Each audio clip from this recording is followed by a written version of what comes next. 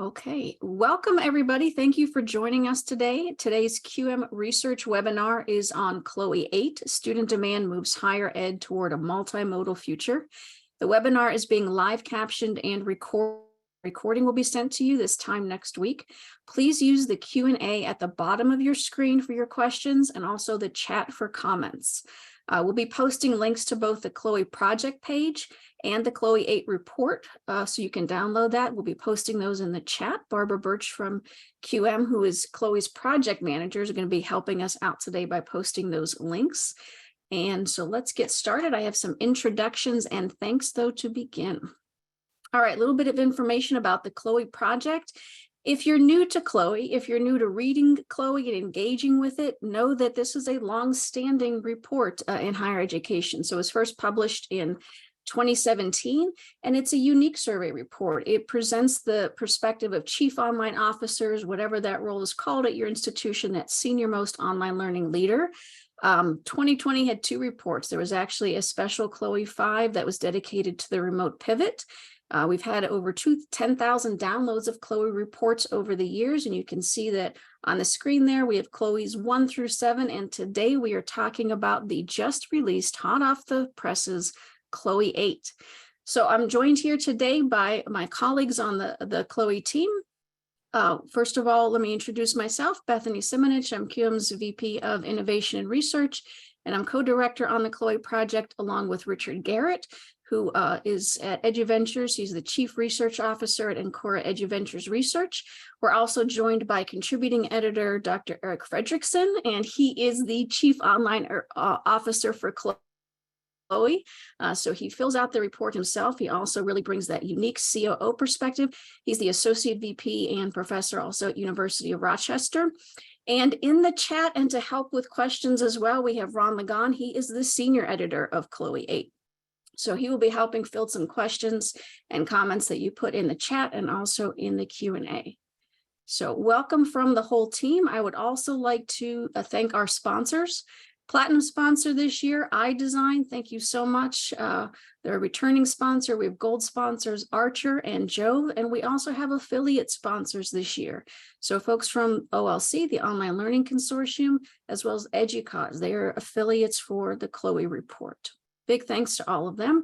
So now I'm going to turn it over to Richard, and he's going to begin by talking a little bit about the sample and the respondent information. Thank you, Bethany. Hi, everyone. So pleased you could join us today. Let's go right into the next slide. So Chloe aims to be a representative account of online higher education in the United States. And every year we track who is responding and how does that match up to the distribution of institutions across the country, by enrollment, by online enrollment, by sector, so on and so forth. So just to quickly orient you here, on the left-hand side, the table headed sector, you can see that the Chloe survey has strong representation from the three big groups in US higher education: public 2-year schools, public 4-year schools, and private 4-year schools. And where we've always struggled to get sufficient response is the for-profit sector. For-profits are not quite as dominant online as they were a decade ago, but they still very much punch above their weight. So any for-profit schools out there, we'd really like to get your input for Chloe 9. But absolutely a strongly representative sample in terms of sector. On the right, we break things down by online enrollment. We break online enrollment into 3 buckets: institutions with fewer than 1,000 fully or partly online students, then 1,000 to 7,500, and then greater than 7,500. And our sample, again, spans that range pretty well. We got good coverage from the biggest schools, the mid-sized schools, the smallest schools. And not surprisingly, we're a little overrepresented when it comes to the larger players and the mid-sized players. They're focused on online more than average, and therefore Chloe is a particular interest to them. But with that caveat, whether it's sector, whether it's online enrollment, it's a great representative sample. So let's go right on to the next slide and our first theme. I'm going to tackle 3 different sub-themes, show you a few slides. I'm going to start with the institutional profile for online learning. What does this word online learning really mean within institutions? We throw the word around as if it's a simple concept, but in fact, there's a lot of variation underneath. So what we tried to do with one question was to distinguish between three types of online.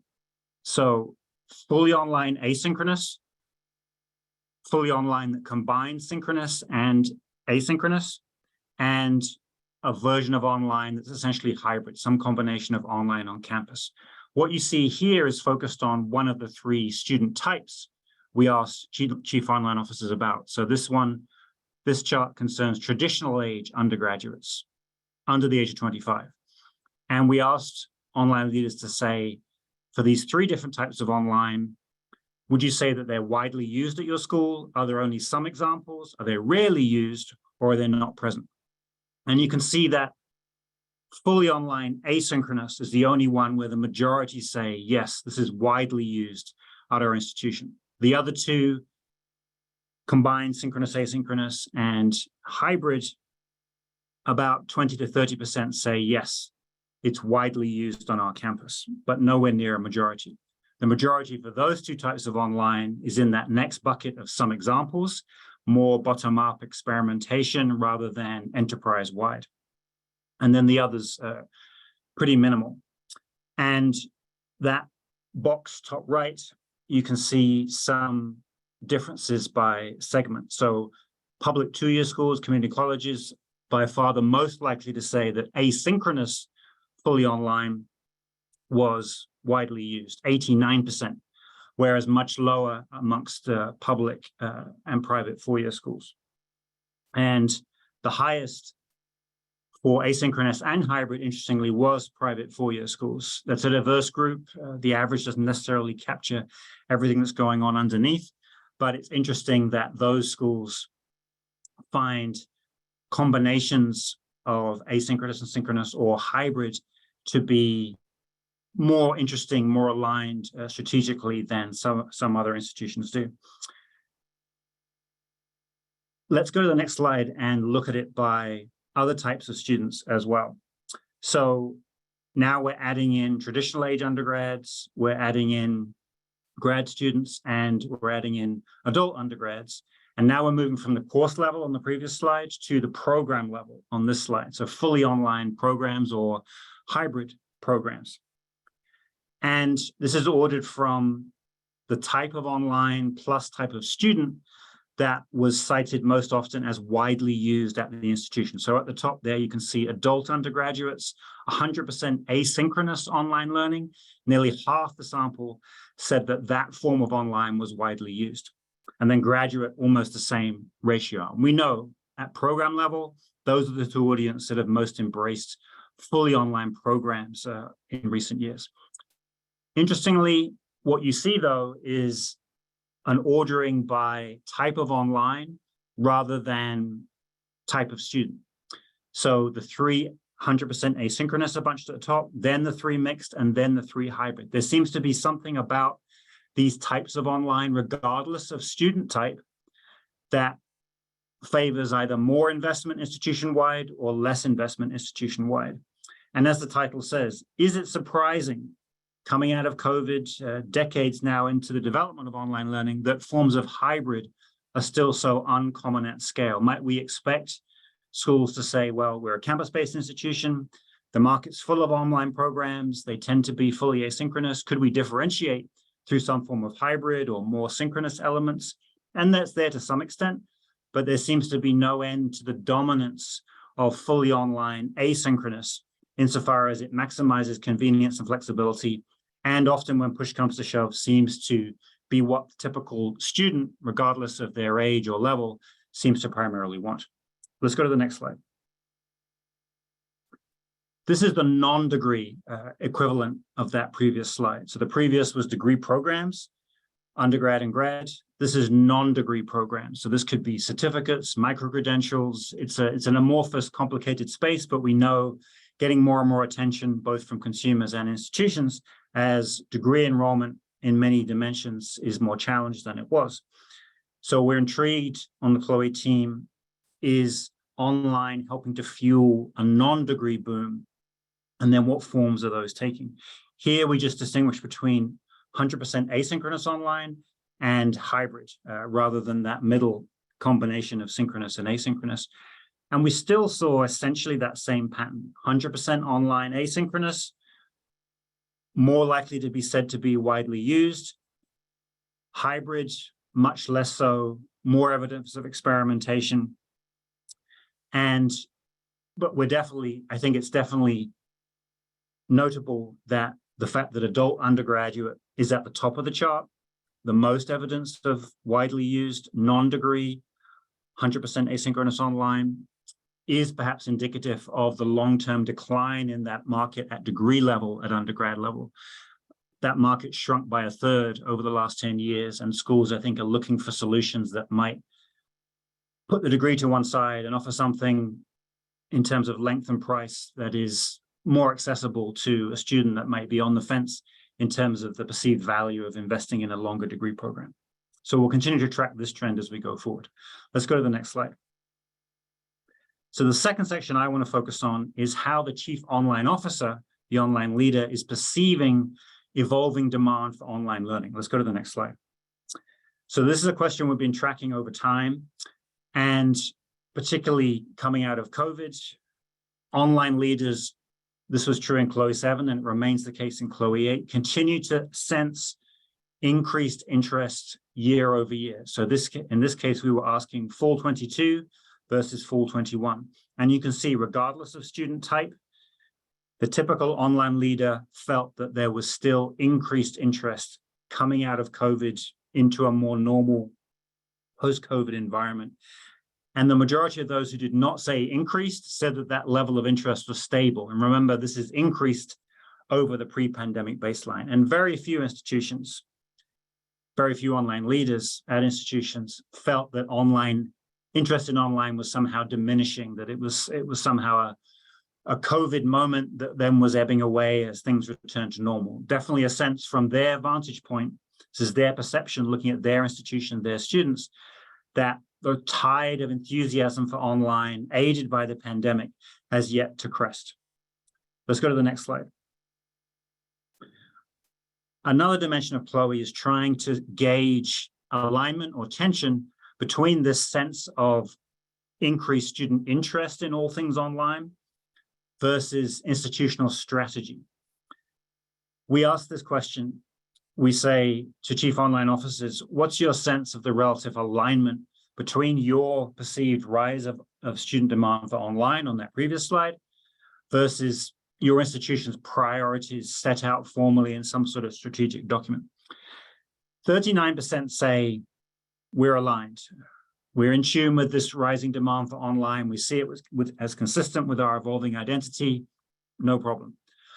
Another 10% say we do see alignment as our goal, but we're finding it difficult to keep up. Demand for more online courses, programs, capabilities, these institutions seems to be running ahead of institutional capacity to respond. The second biggest says we are re-examining our strategic priorities in light of demand, a sense that what we thought of our priorities pre-COVID maybe aren't quite right anymore, given the COVID experience and this renewed enthusiasm from traditional age undergrads, adult undergrads, grad students for forms of online. So a sense of dislocation, sense of tension there, at least for now, from more than a third of the sample. Another 9% said, we're not changing anything, but we're still trying to meet demand. Some sort of sense of, well, our fundamental strategy is perhaps up a level above this increase on online demand, or the demand isn't quite clear. What exactly does it look like? Perhaps hoping to shape that demand, make it a little more tangible and practical from an operational point of view. And then 3% say, we're actually not going to change. We actually see this increase in online demand as either antithetical to who we are as an institution, or that we don't believe it has staying power, it's going to ebb, it's going to go away, it's a fad, it's a fashion.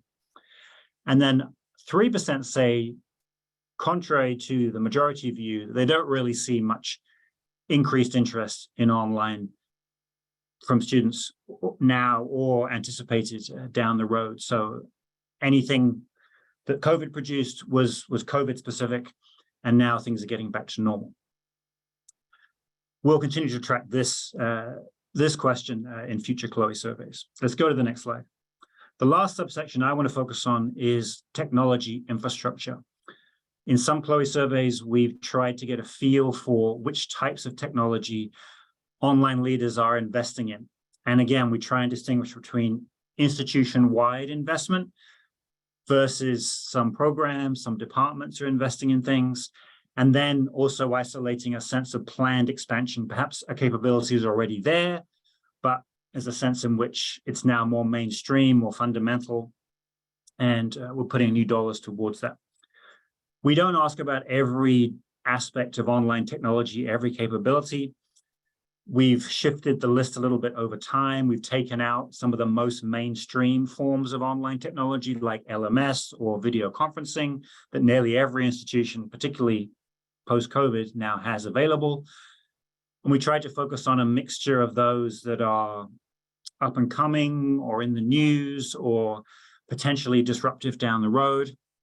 So from left to right, we have the types of online technology that are most adopted institution-wide according to online leaders that completed the CLOE 8 survey. So mobile learning and student support retention tools, and then it's academic integrity, essentially the likes of Turnitin and proctoring tools. Those are the three most likely, around a third to 40%, to be said to be implemented institution-wide. And then about the same proportion say it's not enterprise-wide, but we have it somewhere in some corner of the institution. The others, much lower levels of enterprise-wide adoption, including curriculum design, administration tools that are relatively recent in origin, so that may grow over time.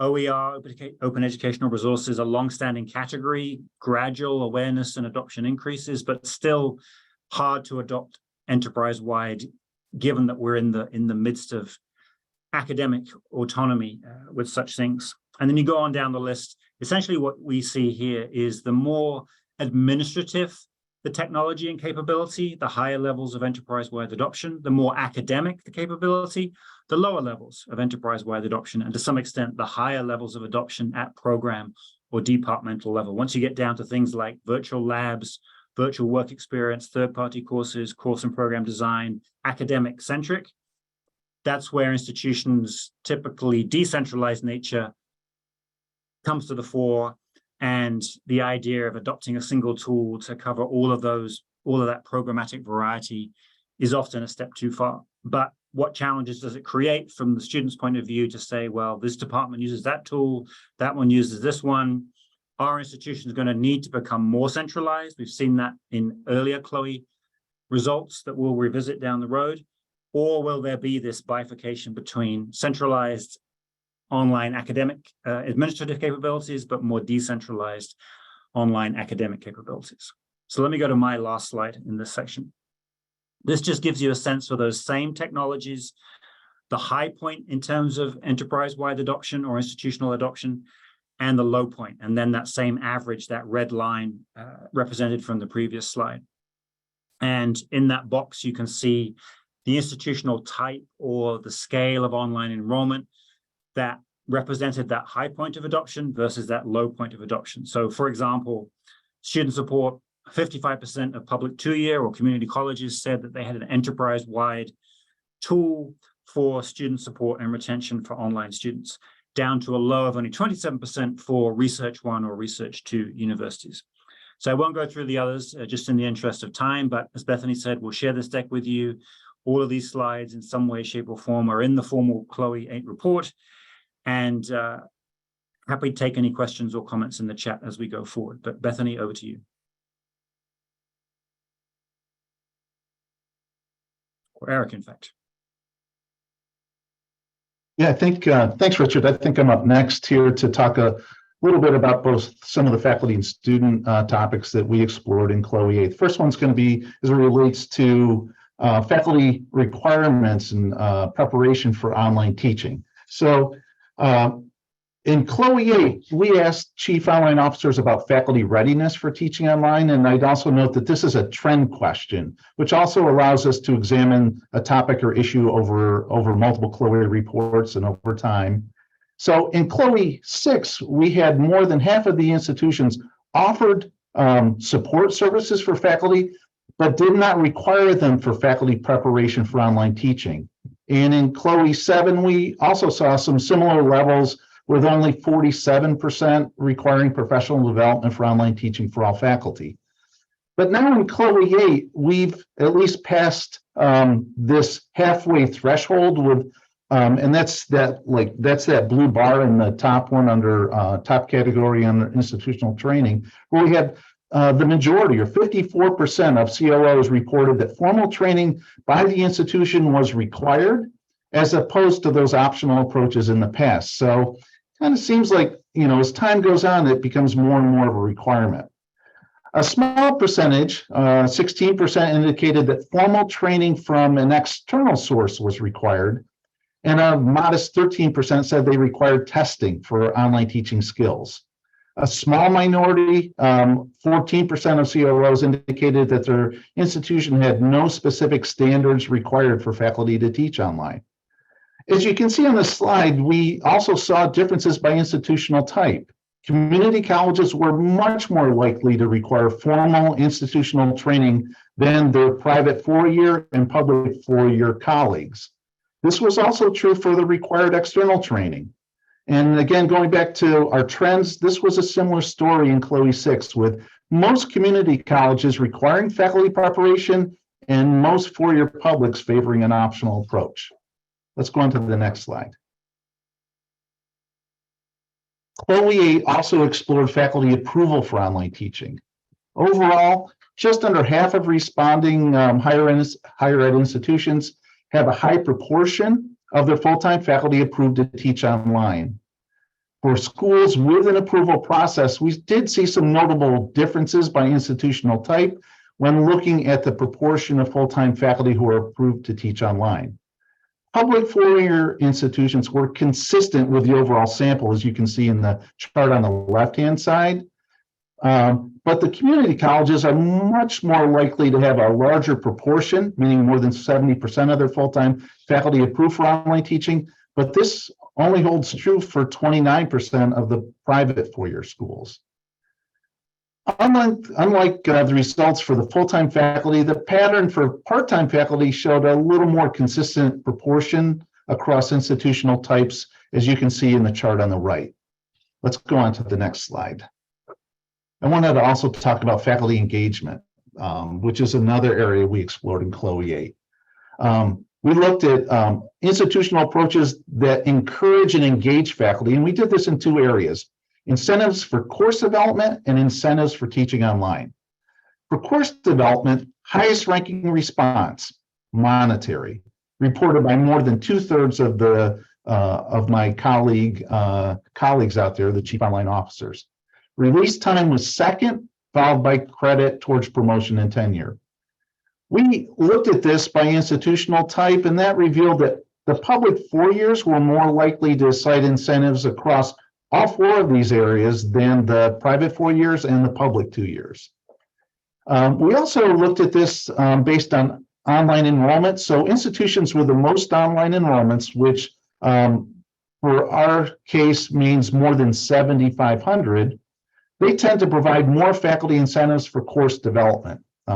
And I don't think that's much of a surprise. We also looked at, in this category, we had a lot of comments from COOs, and that revealed a rich tapestry of approaches. COOs shared a variety of practices, from connecting incentives for course development to online teaching, payments for sharing intellectual property, differences according to faculty rank. There was a great deal of dependency on individual departments. And given that this is a QM-sponsored event, and my friend Ed.D is in the audience, I'm also happy to share that there was even recognition based on QM certification in the remarks. All right, let's go on to the next slide. The other one related to teaching online incentives, and the highest ranking incentive here was the approval to work remotely or with reduced on-campus hours. I think we thought that this was probably similar to other work from home efforts associated with the pandemic that were prevalent across lots of industries.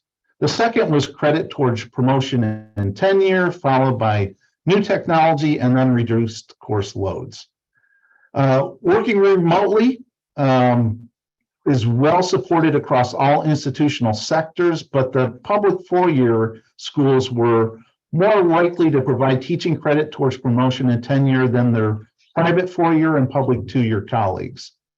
Breaking down online teaching incentives according to online enrollments showed some consistency, but generally the institutions with the most online enrollment tended to provide more faculty incentives for teaching online. A review of the comments in this area indicated a variety of practices like course development. Many noted a dependence on individual departments. And some indicated the faculty who developed the course got the first option to teach it as another incentive. All right, let's go on to talking about student support. Chloe investigated institutional efforts to help with online student readiness. Bethany, do you want to go on to the student support slides?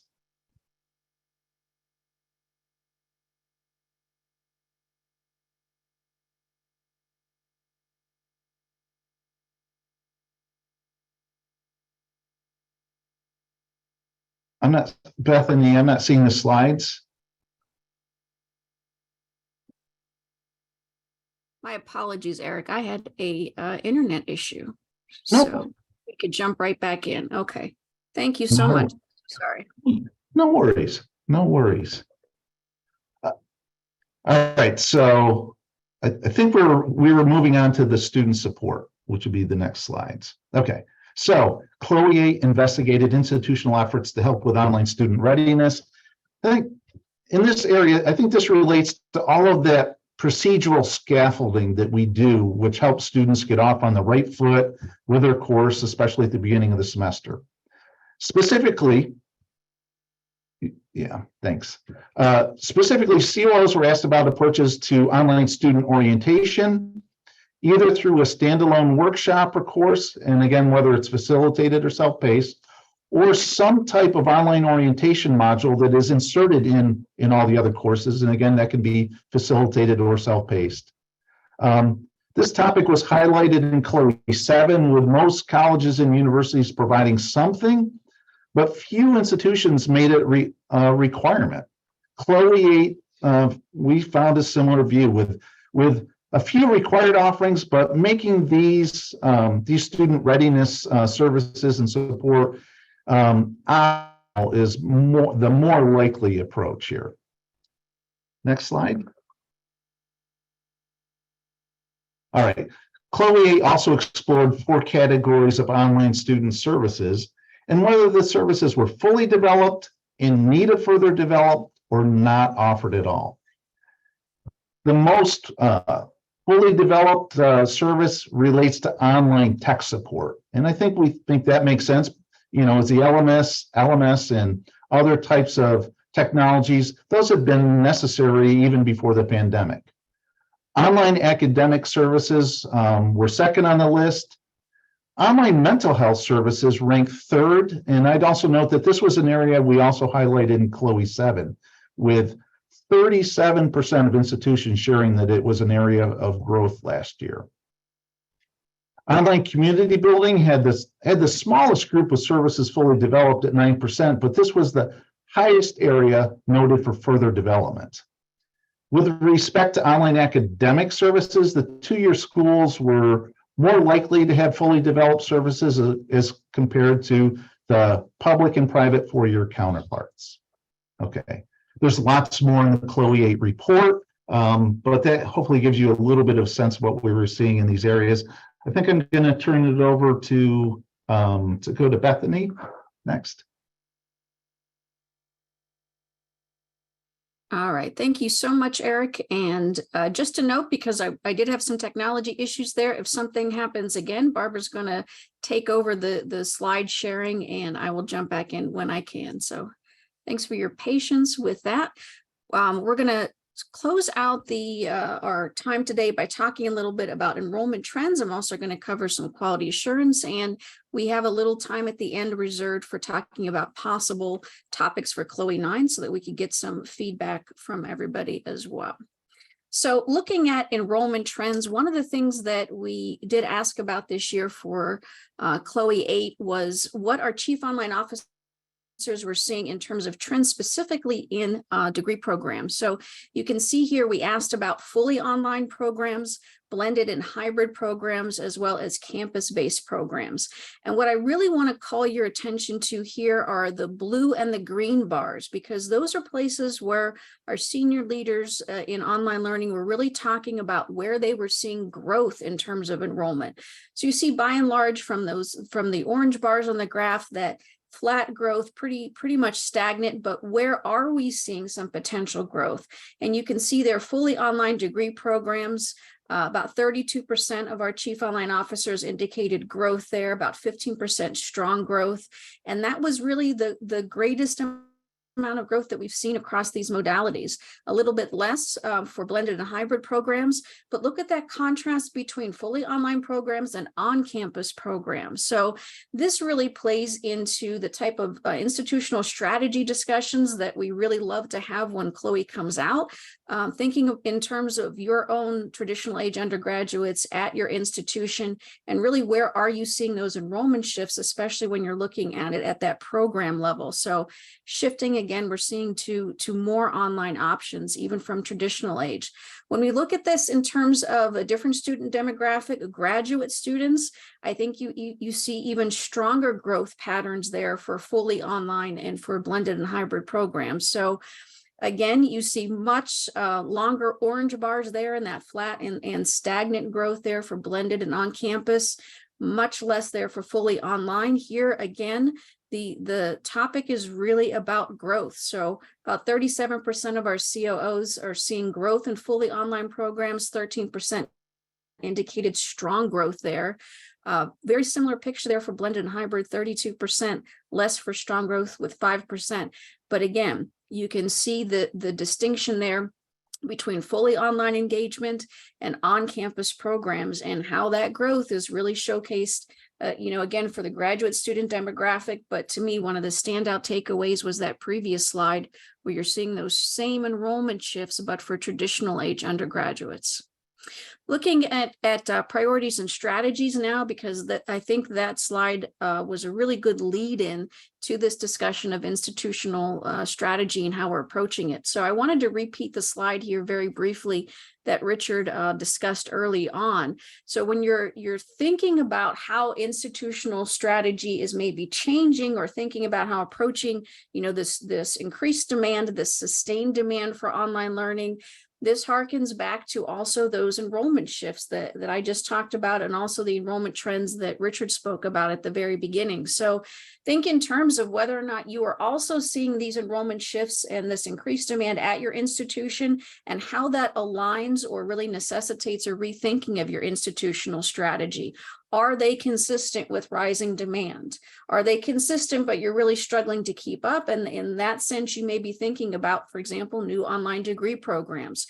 Or you may be in that place with 36% of your fellow institutions across the US where you are re-examining your strategic institutional priorities in light of different demand and increasing demand for online options and flexibility.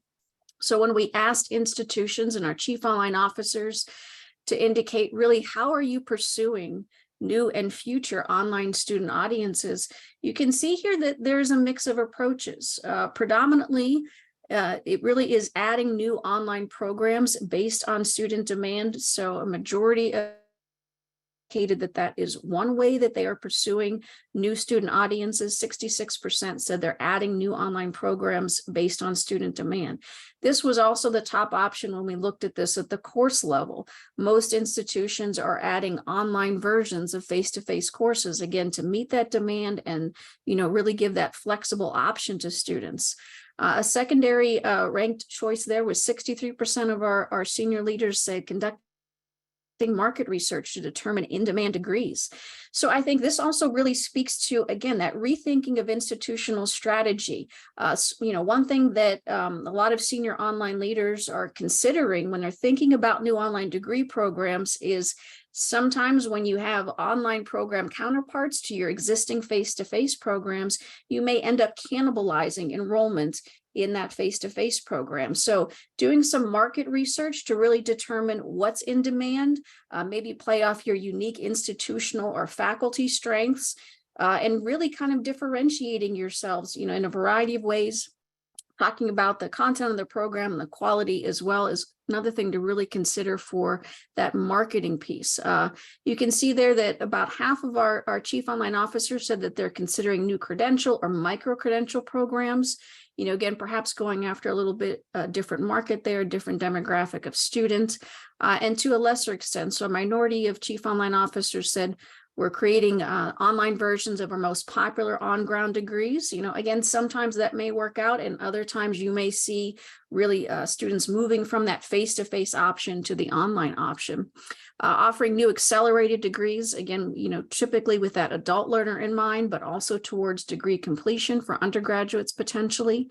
And a minority are communicating quality assurance efforts. I'm going to talk more about that in a minute, but think in terms also of the landscape that we are currently in, where you have sustained increased demand for online. You see that institutions are really trying to meet that demand with more online offerings, primarily through online degree programs. So one thing to consider for institutional strategy is how will you market those online degree programs and really differentiate what you're doing at your institution. One of those ways is to communicate out about the quality assurance practices that you use. And then finally, offering reduced cost options. So that's on the radar for a minority of our online officers. Institutional new course development priorities. So we're moving it now from the program level down to the course level. And as I mentioned, fully online equivalents of existing face-to-face courses was listed as a top priority by about 40% of our chief online officers. It also came in as a strong secondary priority. So in this particular question, we did give all of these options, and then we also asked our COOs to rank them so that we could really see where that targeted focus was for a lot of our institutions. You can see there as a distant second choice for that first priority, new fully online courses with no face-to-face equivalent. So again, when you're looking at it at the course level, it seems that a lot of institutions are trying to provide that flexibility, meet the demand of online learning for what are primarily campus-based students. It's a much different picture when you look at it at the program level, and institutions are really trying to tap new markets for enrollment or really meet the needs of adult learners, those that are currently working professionally in their field, and they need that full flexibility of a fully online program. HighFlex is also mentioned here. It's a much distant third again. So HighFlex versions of existing face-to-face courses, additional classroom-based courses that did not come as a strong priority either in the first, second, or the third place. So, we see that face-to-face is, again, really not the concentration here.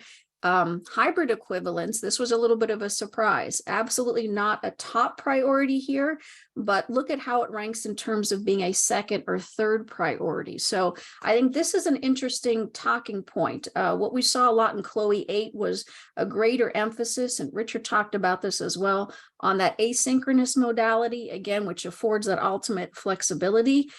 We did not see as much integration with hybrid courses. So last year in Chloe 7, when we had asked chief online officers to kind of predict what that campus experience was going to be like the next coming years, they said it's going to be a more balanced experience. And we weren't sure at that time if that meant balanced between online and campus-based modalities, or if they're really going to target some hybrid learning. So it seems as though it is shifting towards a balance of fully online and campus-based modalities, that face-to-face teaching, more so than having hybrid or HighFlex options. But again, it's still a strong second priority and third priority for many of our institutions. You can see, though, new hybrid courses, not a top priority across the board. So we're going to close it out talking about quality assurance efforts, topic that's very important to me as someone who works for Quality Matters, and also whether or not institutions are communicating out various aspects of their quality assurance. So we asked about 4 different types of quality assurance this year. Last year, we really dove into whether institutions were truly assuring quality in terms of their own design standards or external standards, also for teaching. And the idea there was to really start to broaden the conversation around quality assurance so that we're not always talking about design and design standards, but in the holistic ways that institutions really want to provide that high quality learning experience for online students. So we expanded it this year, and we really focused on 4 different aspects of QA. And that was commitment to reliable technology support for online students, but also quality online teaching. So that might bring in faculty development practices. Eric talked about faculty requirements for online teaching, also benchmarks for online courses and programs, especially those relevant to design and institutional and quality standards, and also online options then for academic student support. So those are things like online library services, online tutoring, et cetera. So you can see they're looking at the red circles on the graph that majority of our institutions practice these things. So 64% look for commitment to reliable tech support, emphasize quality online teaching, a slightly smaller number tending to quality assurance and design and program standards, about half looking for online options for academic support. So by and large, these are efforts that you are already doing at your institution. A lot of times these are connected, for example, to efforts for accreditation even. But then look at whether or not you're communicating that out to your current and prospective students. So that blue dot there, that references whether or not it's communicated to current students. And so some of these things are really things that you do want to communicate to your current students. They should know about the technology support and the academic support options that they have, for example. And we see even less communication happening with potential students. So we asked institutions, do you use these quality assurance efforts to recruit new students? So again, when we're in this era where students are demanding more online, you're trying to meet that demand. This is also a way to differentiate what you're doing at your institution. When students are choosing between, for example, various online MBA programs, one reason why they might go to your institution is because you talk about how you've designed it and you're delivering it in a quality way where students are fully supported in that educational experience. So this is something that in the report we termed quiet quality. And something I think this is a good talking point to take back to leadership at your institution. If you are practicing these aspects of quality assurance, think about ways that you could better utilize that to talk about the support you're giving your existing students, but also using it for recruitment for future and potential online students.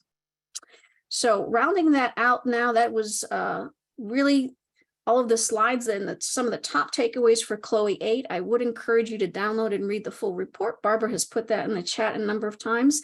And we wanted to spend some time talking a little bit at the end about potential topics for Chloe 9. So these are some of the things that we're talking about now. And Chloe is a year-long project. So that's why it's called the Chloe Project. The report is, the output of all that work. But even as we're out here integrating with the community and talking about Chloe 8, we are about to meet on Chloe 9 and get started on that survey.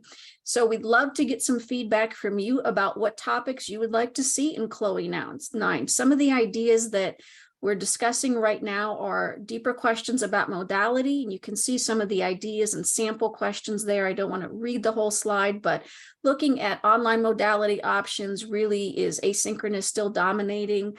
Maybe ways that inhibit or accelerate synchronous or hybrid, things related to strategy. So I think we're seeing more conversations right now about the tension that could sometimes happen when you're rethinking institutional strategy to better incorporate and target your online learning goals. That can sometimes bring a unique tension based on your institutional culture and context. Additional questions just to follow up. Are you still seeing increased demand or sustained demand for online learning? Looking at some online services and providers. So revisiting some of the questions that we asked in Chloe 7 about integration and centralization versus decentralization, as well as outsourcing, questions related to teaching and design. So faculty teaching in different modalities, how are they responding to that? Are we supporting them differently in different modalities? Looking at that utilization and integration of IDs within that work. Also questions about regular and substantive interaction. So RSI requirements, that's something we haven't investigated a while in Chloe. And finally, some ideas around online students and student support. How are chief online officers really determining the support needs of online students and evaluating whether or not they are really meeting those needs? So I would love to hear a little bit from all of you, as would my colleagues on the Chloe team. Go ahead and type in the chat if some of those topics interest you more than others. If you have ideas that are not represented here, go ahead and type those in the chat. You can also type in the Q&A a little bit. And we did want to share with you that if this is something that maybe you want to think about, or a topic idea occurs to you a little bit after the session today, please shoot us an email at research@qualitymatters.org. We would love some feedback about topics that you would like to hear about. And we have just a couple closing slides, but I think we have some time here to talk a little bit more about the potential topics. So Eric and Richard and Ron as well, if you have anything that you want to add here, as I kind of look in the chat, please feel free to unmic and do that. I might, this is Ron. Yes. And clearly one of the issues that we can't ignore in Chloe 9 is artificial intelligence, the elephant in the room, if you will. But it's such a large and complex area. What would really be helpful would be some comments on what areas of AI's pervasive influence do you think would be most appropriate to cover from the online officer's perspective and the organization of online learning at our institutions? Ron, I think that's an excellent topic. And as luck would have it, I just got asked that the other day. Someone suggested that as a potential topic for Chloe 9. And some of the things that I thought about there that might be most relevant to chief online officers were, using AI in terms of student service report, as a chatbot, even for helping students, identify good fits for online classes, lower level feedback, early alert systems. So some of those things that really might help with student success, but that is not an area of expertise that I have. So I'm going to follow up with your question by saying, yes, I would love to hear more from the community about different topics related to AI that you think would be relevant to senior online leaders. So looking a little bit in the chat. Okay, this is great feedback. Okay, so yeah, Stephen's offering some ideas for AI related questions, using it for student tutoring, even for course design. Training for both faculty and students on validation of content accuracy. Oh, that's an interesting angle. Okay. I'm seeing a lot of comments on following up on institutional strategy here. Student supports. A lot of comments around student support, modality questions as well. Bethany, a couple of themes I'm seeing in there that I think are worth calling out. Some questions around, we focus very much on Chloe 8 results today, and some reference to earlier results trends, but a desire to get a sense of what's changed over time. What did things look like back in Chloe 1 versus Chloe 8 and going forward? And my response to that is that we've always tried to strike a balance with Chloe between asking so many different questions where there often isn't a great deal of data and everyone's curious to know what's going on, versus trying to be selective. And then what do we ask every year? Some things change quickly, some things don't. So know that we are actively tracking back and revisiting themes and questions over time. We don't ask many questions exactly the same way year over year, because often we get pretty similar results. But I think now Chloe's got to a certain level of maturity. Every year we will look back and say, well, let's try and really get a sense of change over time. Now we've been around long enough. So it's a good call out, and we're very much conscious of that. And the second question I saw that was interesting was interest in breaking things out by discipline. We tend to focus at the institutional level, recognizing varieties of institutions and so on, but there obviously is a key disciplinary angle to many of these questions. There was reference to specialized accreditation. Some of those bodies very pro online, some more skeptical, some shifting over time. And I think the challenge is, how do we speak to that range without the survey becoming overly complicated or the samples getting too small once you get down to certain disciplinary niches. So it's a good reminder, though, that there may be certain questions we could ask under certain subthemes where the disciplinary angle would be practical to pose, and we'd really get some useful color. So appreciate that call out. Yeah, I agree with all of that. Yep. So those are great suggestions from the Q&A. So that's another way that you can submit those. Barbara's making a note here, speaking of the Q&A, that if you have a question there that we're not able to answer during the session, we will follow up with you. Again, if you have topic ideas that you want to share after this session, or if you're watching this as a recording, please shoot us an email at research@qualitymatters.org. These are really great ideas and suggestions. So I truly appreciate all of you engaging in that today and giving us some feedback. So I want to close today by giving another thank you to our sponsors, iDesign, Archer, and Jove, and also our affiliates, OLC and Educause. Thank you so much for supporting Chloe. It is a heavy lift for all of us, and truly your sponsorship helps out. Also, on that note, a big thank you to our Chloe advisory panel. So we do have folks that help to weigh in on topics. They give us feedback on that. They give us feedback on the survey.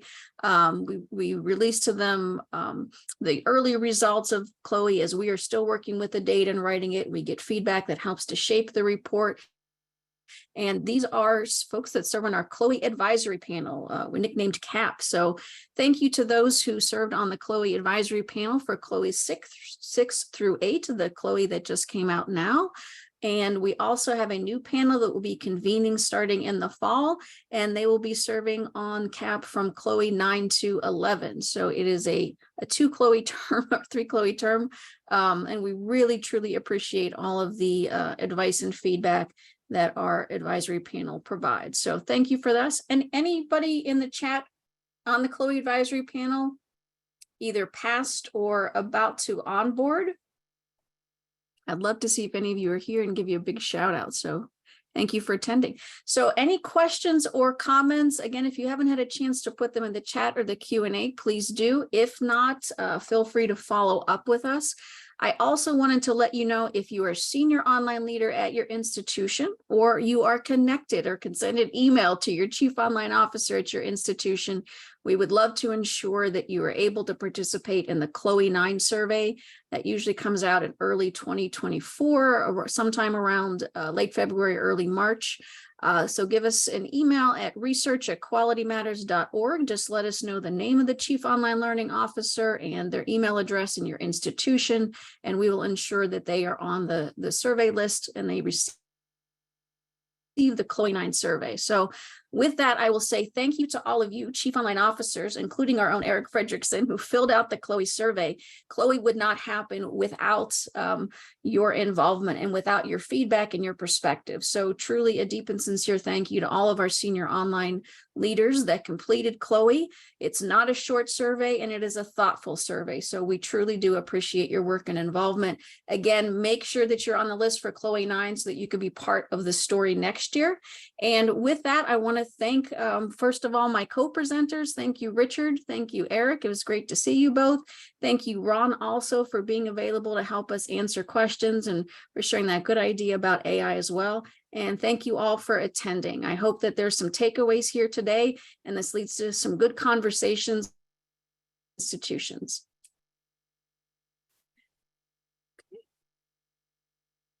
I think we're going to go ahead and stop the recording, and I will stop sharing, and we will get this